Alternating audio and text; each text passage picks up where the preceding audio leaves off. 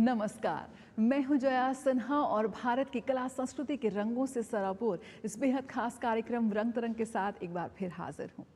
रंग तरंग के आज के अंक में हम आपकी मुलाकात कराएंगे उन कलाकारों से जो अपनी कला के माध्यम से आपको दर्शन कराएंगे असली भारत के। साथ ही आज हम आपको ले चलेंगे प्रयागराज यानी कि महाकुंभ, दुनिया के सबसे बड़े सांस्कृतिक समागम में, जहां दिव्य भव्य डिजिटल महाकुंभ में पहुंच रहे हैं करोड़ों श्रद्धालु। तो देर कैसी, आइए शुरुआत करते हैं रंग तरंग की। पूर्वोत्तर भारत की संस्कृति, वहाँ के विहंगम दृश्य हमेशा से ही हमें आकर्षित करते हैं। इस वक्त मैं मौजूद हूँ एक बेहद खूबसूरत प्रदर्शनी Brahmaputra and some other stories, जिसकी आप एक झलक देख सकते हैं यहाँ पर। इस तस्वीर में द चौकलोंग द अहुम वेडिंग को दर्शाया गया है। यहाँ पर कई ऐसी तस्वीरें हैं जो असम की, ब्रह्मपुत्रा की, वहाँ की संस्कृति, वहाँ के दैनिक जीवन को बहुत खूबसूरती से दर्शाती है। आइए आपको कराते हैं इस प्रदर्शनी की सैर और खास मुलाकात करते हैं इसके आर्टिस्ट संजीव गोहेन बरुआ से। असम अपने नाम में ही अद्वितीय, इसकी प्राकृतिक सुंदरता, संस्कृति, ऐतिहासिक विरासत, विभिन्न समुदाय, विस्तृत जंगल इस पूर्वोत्तर राज्य में आने वाले सभी लोगों को मंत्रमुग्ध कर देते हैं। फोटोग्राफर संजीव गोहेन बरुआ के लिए असम उनकी जन्मभूमि रही है, जहां उन्होंने अपना पूरा जीवन बिताया, लेकिन ये उन्हें हमेशा आश्चर्यचकित करता रहा। प्रकृति अपने सभी वैभव, अपने सभी रूपों में, इसके विविध घटक, नदी, मैदान, पहाड़ी, लोग और उनका जीवन, उनके भीतर कई भावनाएं जगाते हैं और उनका लेंस दुर्लभ संवेदनशीलता के साथ भावी पीढ़ी के लिए उन सभी को कैद कर लेता है। एक आर्टिस्ट की सृजनशीलता उसे ना जाने कहाँ तक ले जाती है। इस वक्त हम मौजूद हैं ललित कला गैलरी में, जहाँ पर एक बेहद खूबसूरत प्रदर्शनी आप मेरे पीछे देख सकते हैं, Brahmaputra and some other stories. किस तरह से ब्रह्मपुत्रा के आसपास और उसके इर्द गिर्द इस पूरी एग्जीबिशन को बुना गया है, आइए जानने की कोशिश करते हैं। हमारे साथ आर्टिस्ट संजीव गोहेन बरुआ हमारे साथ जुड़ गए हैं। ब्रह्मपुत्र एक बेहद महत्वपूर्ण नदी है भारत के अर्थव्यवस्था, संस्कृति, इतिहास से जुड़ी हुई है। किस तरह से आपने उसे तस्वीरों में यहाँ पर प्रदर्शित किया है? मैं तो I was born on the bank of river Brahmaputra. My child was there in the Brahmaputra. And उसके बाद my youth, my till now I am on the bank of river Brahmaputra. So Brahmaputra मेरा इसमें माइंड में इट वॉज ऑलवेज देयर। तो ऐसा हो गया, बाद में हमने कैमरा लिए है, कुछ ज़्यादा दिन नहीं हुआ, around 15 years I have taken the camera seriously. उसके बाद I started clicking lot of things. Suddenly I found my subject. This is my subject because it was always there in the subconscious mind. So when I click Brahmaputra, it's so exciting for me. So I get excited when I see my photographs. I get excited. ये Brahmaputra, it changes with the season. Not even season. In every hour, it mood and color, everything changes. Suppose ये जो तस्वीर है, ये तस्वीर वाला, that's the evening वाला. So you see the different color, different kind of texture, everything. Again, if you see that one, the other one, that is of morning. The morning softness is there. So इस तरफ से every time, every hour, Brahmaputra's color changes, mood changes, everything. So I'm trying to capture it, just that's the way. And दूसरी बात ऐसा है कि Brahmaputra's length in Assam is around 650 kilometers. Out of 2900 kilometers, rest in Tibet, Arunachal, then Bangladesh. तो ये जो 650 kilometers, it is पूरा Assam one end से other end तक है। So यहाँ का लोग, यहाँ का संस्कृति, यहाँ का जनजीवन, यहाँ के agriculture activities, other activities, all related to river Brahmaputra. तो इसे हमारे समाज जीवन में बहुत very closely it is associated. So उससे I'm trying to portray those, especially the rural life on the bank of river Brahmaputra. उसको हम trying to portray. That's my.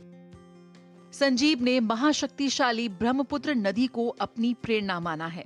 शायद ही कोई ऐसा दिन हो जब वो इसके किनारे पर ना देखे जाते हों। इस प्रदर्शनी का प्रत्येक फ्रेम न केवल कला का एक काम है, बल्कि एक कविता सा प्रतीत होता है। प्राकृतिक सुंदरता के बीच जीवन की छोटी छोटी खुशियों को तलाशता हुआ नजर आता है। जया सिन्हा, रंग तरंग, डीडी न्यूज।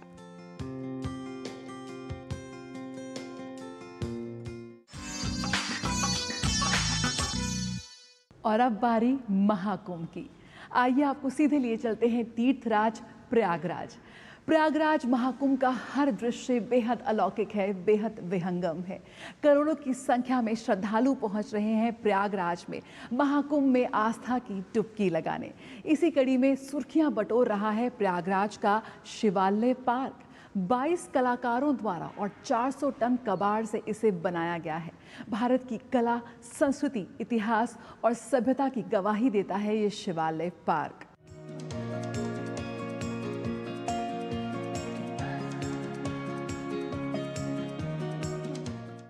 रुद्रप्रयाग उत्तराखंड का ये केदारनाथ मंदिर, जिसके इस वक्त हम दर्शन कर रहे हैं यहाँ प्रयागराज महाकुंभ में, इस शिवालय पार्क में 11 एकड़ में फैले इस शिवालय पार्क में देश के 12 ज्योतिर्लिंग मंदिरों का निर्माण किया गया है। साथ ही भारत के प्रख्यात मंदिरों की रेप्लिका को भी इस शिवालय पार्क में आप देख सकते हैं।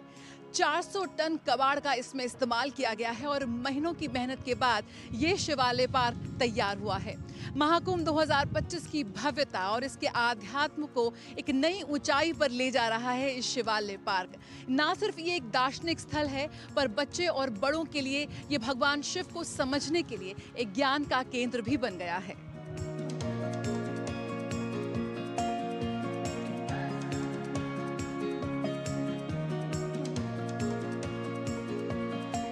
ग्यारह एकड़ के क्षेत्र में बना प्रयागराज का शिवालय पार्क आस्था का केंद्र बना हुआ है, जहां रिकॉर्ड संख्या में श्रद्धालु पहुंच रहे हैं। महादेव को समर्पित शिवालय पार्क भारतीय मंदिरों, पुराणों और भारतीय वास्तुकला को दर्शाता है। विविधताओं से भरपूर शिवालय पार्क कला और संस्कृति के अद्भुत संगम को पेश कर रहा है।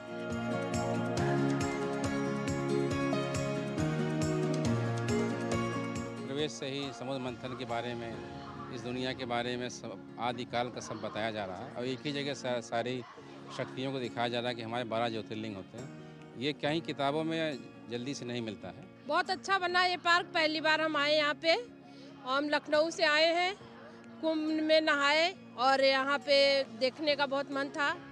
ज्योतिर्लिंग के दर्शन तो अब हमने शुरू किए हैं, वैसे भी सब देख के बहुत अच्छा लग रहा है। और जो इस चीज़ का प्रयोग किया गया है, कबाड़ का, लोहे की चीज़ से बनाया गया, ये बहुत अच्छा किया। शिवालय पार्क को भारत के मानचित्र के आकार में डिजाइन किया गया है, जिसमें सभी 12 ज्योतिर्लिंग और प्रमुख मंदिर उनके मूल स्थानों पर ही बनाए गए हैं। 22 कलाकार और 400 टन कबाड़ से बने देश के पहले शिवालय पार्क में भारत की कला, संस्कृति और सभ्यता एक साथ देखने को मिल रही है।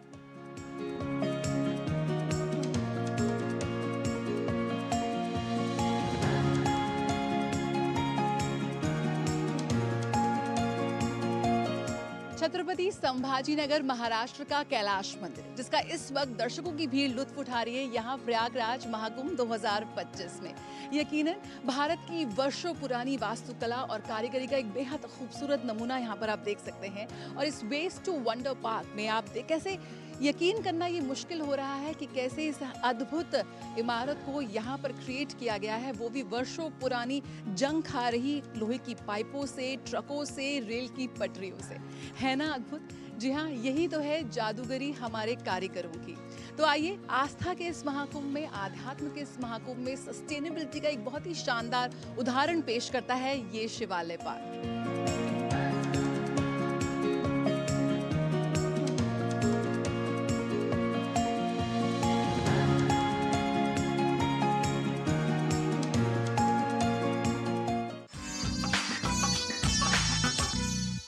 महाकुंभ 2025 सच में बेहद दिव्य, भव्य और डिजिटल महाकुंभ है। आइए आपको ले चलते हैं डिजिटल महाकुंभ के अनुभूति केंद्र, जहां पर एआई तकनीक के जरिए, डिजिटल तकनीक के जरिए महाकुंभ के महत्व को दर्शकों को, श्रद्धालुओं को समझाया जा रहा है। और आइए आपकी सीधे बात नारद मुनि से भी करा देते हैं।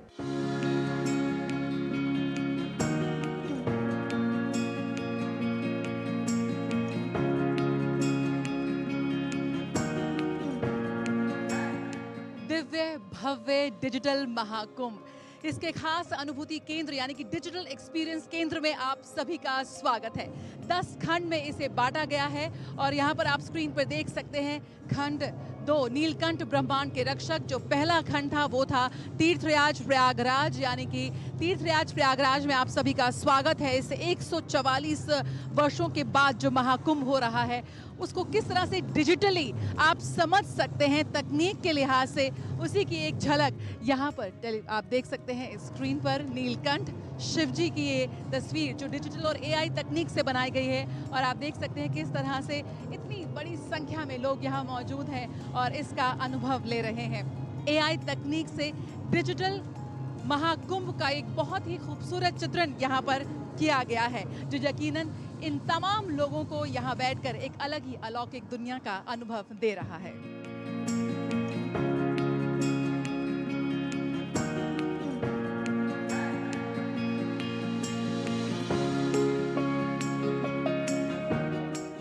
गंगा और यमुना का जो पूरा पाथ है वो यहाँ पर डिपिक्ट किया गया है, कैसे वो निकलती हैं और एआई टेक्निक के ज़रिए आप उनको महसूस भी कर सकते हैं। छूना नहीं है लेकिन आप यहाँ पर लहरें बना सकते हैं। यहाँ पर ये है यमुना की लहर, आगे आपको गंगा से भी मुलाकात कराएंगे।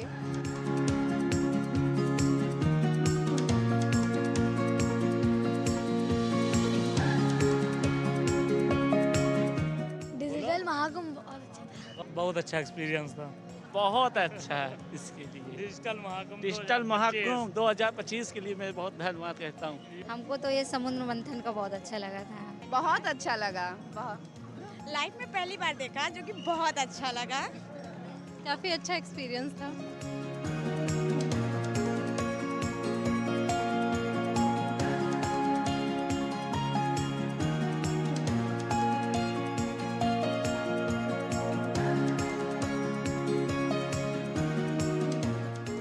प्रयागराज कुंभ में अनेक कर्मकांड सम्मिलित हैं, स्नान, ध्यान और दान, और इसका भी आप अनुभव उठा सकते हैं यहाँ पर एआई तकनीक के जरिए। देखिए मैं ये बटन दबा रही हूँ और वहाँ पर दीप दान हो रहे हैं, थोड़ा ध्यान से देखेंगे।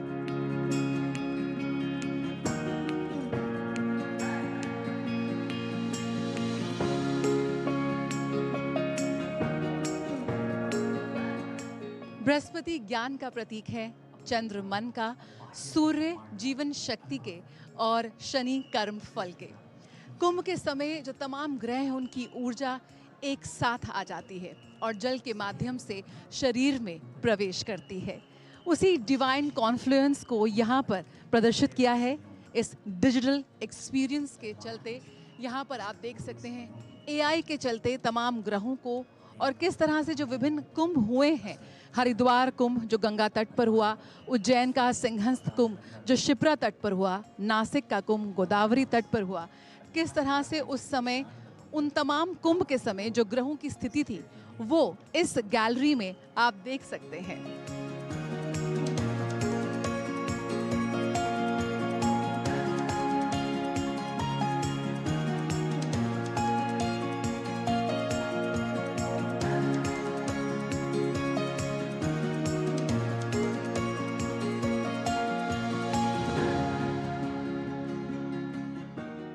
महाकुंभ मेले को देखने मिला। ये पुण्य तिथि है, भगवान लोग की तिथि है। यहाँ आओ और देखो और उसके बाद जाओ और कोई ऐसा काम मत करो जो फिर आके यहाँ पे नहाना पड़े। मैं तो यही भगवान का तीर्थ है, सबको आओ मैं बोल रही हूँ। मेरे को बहुत अच्छा लगा। और सबसे दिलचस्प अनुभव आपको यहाँ मिलेगा जहाँ पर आप सीधे नारद मुनि से बात कर सकते हैं। कैसे, आइए कोशिश करते हैं। तो ये माइक उठाना है, बटन दबाना है। हाँ, नारायण नारायण। डीडी न्यूज़ के दर्शकों के लिए क्या आप कोई संदेश देना चाहेंगे?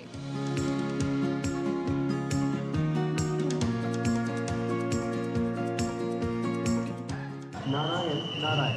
डीडी न्यूज़ के सभी दर्शकों को मेरा प्रेमपूर्ण प्रणाम। मेरा संदेश ये है कि जीवन में प्रेम, करुणा और सहानुभूति को अपनाएं, एक दूसरे की मदद करें और मिलजुल कर रहें, ईश्वर में विश्वास रखें और हर परिस्थिति में धैर्य बनाए रखें।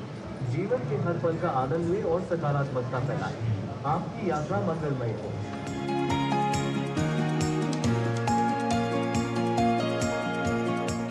अपने आप पलटते ये पन्ने और उभरते ये अक्षर, डिजिटल भव्य महाकुंभ का एक बेहद शानदार प्रदर्शनी ये सभी दर्शकों को बेहद लुभा रही है।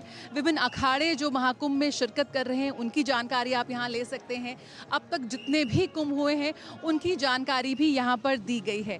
बहुत ही शानदार तरीके से इस डिजिटल भव्य प्रदर्शनी और अनुभूति केंद्र को सजाया गया है और दर्शकों की भीड़ यहाँ पर आ रही है। यकीनन महाकुंभ का हर दृश्य विहंगम है जो इस वक्त हम सभी महसूस कर रहे हैं।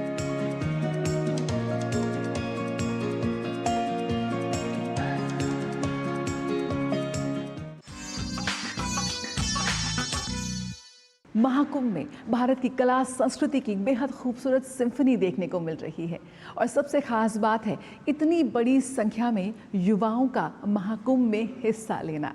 इसी कड़ी में आइए आपकी मुलाकात कराते हैं कुछ युवा कलाकारों से और देखते हैं किस तरह से उन्होंने अपनी कला और रंगों के माध्यम से महाकुंभ को कैनवस पर प्रस्तुत किया।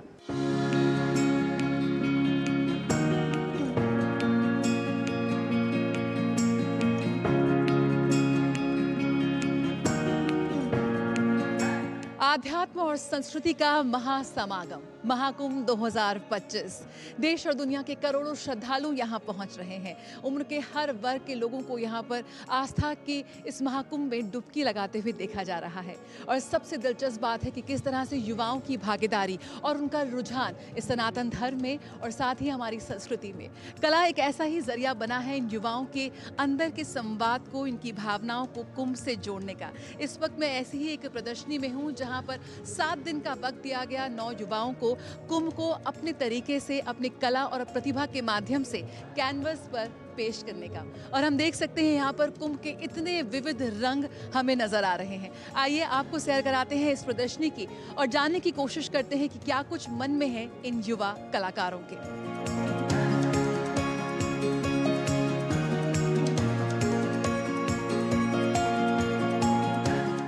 एक्चुअली ये महाकुंभ में हो रहा है पेंटिंग, तो उसको मद्देनज़र रखते हुए ये पेंटिंग कुल मिला के जो है उसी की थीम पे बनाया जा रहा है।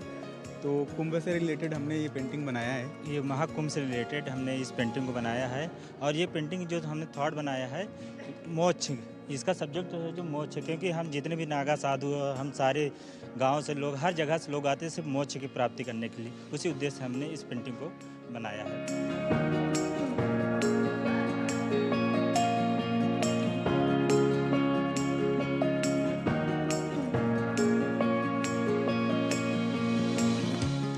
मैम कुंभ के बहुत मायने हैं क्योंकि यहाँ हर साल बहुत लोग आते हैं। अब मैंने भी एक बार देखा था कि यहाँ रामनामी लोग हर वर्ष आते हैं कल्पवास करने। तो मैंने जो अपनी पेंटिंग पहली बनाई थी वो इसी विषय पे बनाई थी कि जो लोग हर साल आ रहे हैं उनको कोई नोटिस भी नहीं करता। तो हमने कहा कि चलो मैं तो इस चीज़ को प्रमोट करूँ कि वो लोग हर साल आते हैं और इस समय बहुत, तो उसको लेकर मैंने रामनामी लोग जो आते हैं उनको लेकर मैंने अपनी पेंटिंग बनाई है। फर्स्ट पेंटिंग मेरी वो है जहाँ पे शंख एक साधु बजा रहा है और वो डॉन का सीन है। उस पेंटिंग का नाम मैंने स्पिरिचुअलिटी बिगनिंग ऐसा कुछ करके रखा है। और सेकंड पेंटिंग, उस पेंटिंग को हम लोग को 4 दिन में बनाना था। उसमें मैंने पूरी भीड़ दिखाई है कुंभ की नीचे स्नान करते हुए और 3 साधु दिखाए हैं बड़े बड़े। जो उनका जो साइज़ है साधु का मैंने बड़ा इसलिए रखा है ताकि उनकी इम्पोर्टेंस को एम्फसाइज कर सकें।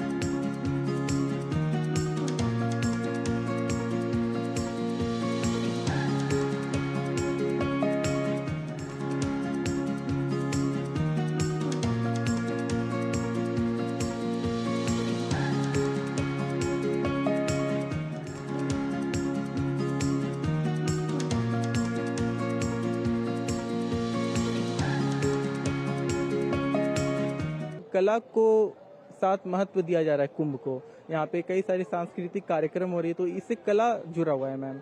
और वैसे मैं चंपारण सत्याग्रह आंदोलन महात्मा गांधी जी की धरती से हूँ। उनका सपना था कि एक चंपारण को अंतर्राष्ट्रीय स्तर पे एक ख्याति प्राप्त करें, जो कि मैम मैं वहाँ से हूँ। तो कला को मैं चाहता हूँ अंतर्राष्ट्रीय स्तर पे एक पहचान बनाऊँ। कलाग्राम देश भर से प्रख्यात कलाकार जुट रहे हैं, यहाँ पर अपनी बेहद शानदार प्रस्तुति दे रहे हैं। इसी कड़ी में कलाग्राम के मंच पर पहुंचे आदित्य सारस्वत। सिंगर, कंपोजर, एक परफॉर्मर और खासी भीड़ जुटी आपकी परफॉर्मेंस में। बहुत बहुत स्वागत है आपका डीडी न्यूज़ पे। सबसे पहले कैसे अनुभव रहा कलाग्राम महाकुंभ में परफॉर्म करने का? सबसे पहले तो पूरी इस टीम को, जया जी आपको तहे दिल से धन्यवाद, और अपने आप को बहुत खुश नसीब मानते हैं कि 144 साल बाद जो अपना महाकुंभ लग रहा है उसमें हाज़िरी लगाने की मौका मिले। तो परफॉर्मेंस मान ही नहीं रहे, ये तो हाज़िरी लगाने वाली बात है कि जो सेवा कर जाए वो वाली बात है। तो बहुत खुशी हो रही है, I am really feeling blessed. और सबसे ज़्यादा एक्साइटेड इस बात को लेके है कि ये मेरी दिली तमन्ना थी कि महाकुंभ में एक बार कभी ज़रूर गाने का मौका मिले, तो मंत्रालय के ज़रिए ये पूरा हुआ, तो बहुत खुशी हो रही है। मौका मिला आपको, आस्था और संस्कृति का महाकुंभ है ये, तो ऐसे में संगम तट पर जाने का मौका मिला? नहीं, अभी नहीं, actually rehearsal and also it was going on, so अभी तक तो नहीं मिला, but definitely after the show for sure I am gonna plan it. अगर हम देख रहे हैं लगातार तस्वीरें आ रही हैं महाकुंभ की और एक अद्भुत कला और संस्कृति का संगम यहाँ देखने को मिल रहा है, क्या कुछ आपका अनुभव रहा और क्या सोच के साथ आप यहाँ पर आए, और क्या कुछ आपने जो आज परफॉर्म किया किस तरह से वो आपके दिल के बेहद करीब है? सबसे बड़ी चीज़ क्या है कि ऑडियंस इतनी अच्छी है और इतने श्रद्धालु यहाँ पे इस मतलब तादाद में जुटे हैं, अनएक्सपेक्टेड। ये भीड़ आपको कहीं देखने को मिलेगी नहीं, या आप ऐसी भीड़ कहीं से ला भी नहीं सकते हो। ये सिर्फ़ और सिर्फ महाकुंभ की देन है। तो हम सनातन धर्म से जुड़े सभी लोगों के लिए बहुत गौरव की बात है कि ये यहाँ पे आके गाने का, लोगों से मिलने का और ऐसा पूरा माहौल देखने को मिल रहा है। बिल्कुल। एक सिंगर, एक कंपोजर, एक परफॉर्मर के रूप में आप काफ़ी लोकप्रिय हैं, खासकर युवा ऑडियंस के बीच में। किस तरह से उसे देखते हैं? एक कनेक्ट जो ऑडियंस के साथ बनाना होता है वो भी आपकी काफ़ी खासियत है। किस तरह से उस पर आप काम करते हैं और वो कनेक्ट कैसे बनाते हैं? क्योंकि आज के युवाओं को भजन की संध्या से जोड़ना या भजनों से जोड़ना, डिवोशनल म्यूज़िक से जोड़ना, ये एक बड़ा मुश्किल काम है। बिल्कुल, जैसा कि आपने देखा कि आज हमारे साथ बेस गिटारिस्ट हैं, मतलब वेस्टर्न इंस्ट्रूमेंट्स भी हमने साथ में लिए हैं, जिसको मर्ज करके अपने हिंदुस्तानी संगीत के साथ जोड़ा गया है। तो ट्रीटमेंट बस बदला गया है, वो जो अपना एक तरीका है वो बस बदला गया है। बाकी भगवान का ही नाम है, वो तरीका बोलने का बस थोड़ा सा चलन बदल दिया गया है। तो बेस, गिटार, ड्रम्स, ये सारी चीज़ें वहाँ पे आपको मौजूद मिलेंगी। तो बस इस तरीका। और रही बात भजन हो या कुछ भी हो, दिल से दिल तक पहुँचने की बात है, कन्वे करने का तरीका है सबका अपना।